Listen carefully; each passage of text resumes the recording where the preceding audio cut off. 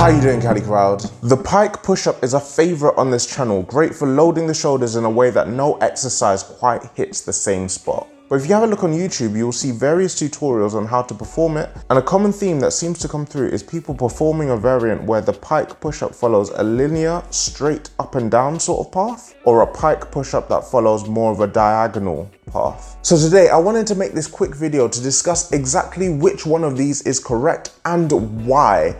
But first, if you would like to be part of the helpful and motivating community that we've got here at Cali To The Crowd, then be sure to smash that subscribe button and ring the bell as well so that you never miss out on a Cali To The Crowd video. Jumping straight into it, most of us train with a specific goal in mind. And when it comes to the Pike Push Up, those goals are usually one of two things: to either build bigger shoulders or to develop the strength to eventually do a particular skill, such as a frog stand to handstand or a handstand push-up. It would therefore make sense for the Pike Push Up with the diagonal path to be the correct form, as this not only closely simulates the movement patterns involved with the skill acquisition aspects, but you also get through far greater range of motion, creating far more time under tension for the shoulders, which we know will elicit more gains. We want to be specific in our practice to create the strength that will carry over into our skill development, as well as getting more bang for our buck when we're training, not to mention staying safe and protecting our shoulders from potential injuries,